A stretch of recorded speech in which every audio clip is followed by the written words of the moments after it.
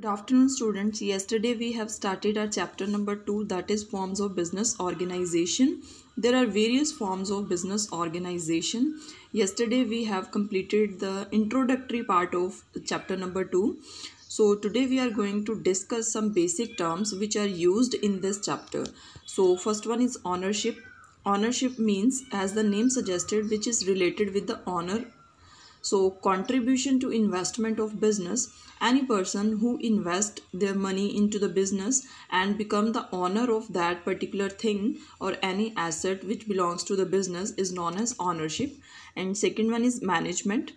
So management, in simple terms, we can say that to manage all the routine activities which are related to the business is known as management.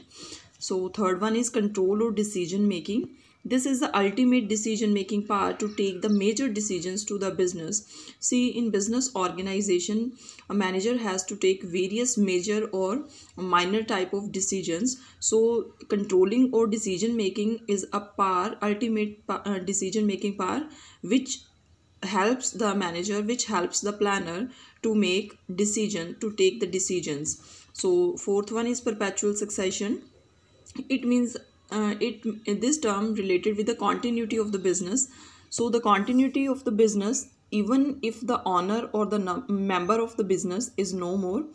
So in simple terms, we can say that the business will be continued if the owner, or we can say that the member of any business organization has passed away. Okay. So next one is separate legal entity. In these terms, it states that the owner, or we can say the business and the businessman, both are different in each other. So to provide a different identification to the business besides its owner, so in this term business is different and the owner of the business is different. The business, its owner means the business can buy and sell the assets by its own and can sign to the contract by own name. So business and owner both are different in this term, and a business wants to sell or wants to purchase any kind of security, then it can. So next one is unlimited liability. The liability of the business are not limited to the assets of a businessman, can be used to pay the debt of the business. So if I talk about the unlimited liability, so the businessman use his personal assets to pay the debts of the business organization. Then common seal. Common seal means stamp, which is used in every business organization, whether it is private, whether it is private or public. So common seal means stamp of that particular business.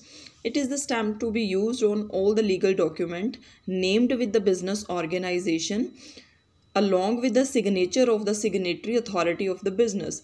So what important things are engraved on the common seal?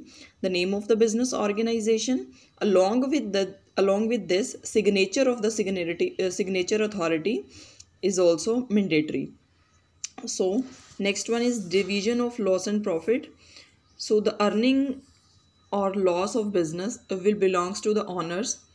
So profit and losses both are related to the owners only, and how they will contribute there, how they will divide the loss and divide the profit among the members, it is decided before starting the firm, or it is mentioned in the partnership deed what is the agreed ratio for the profits and losses.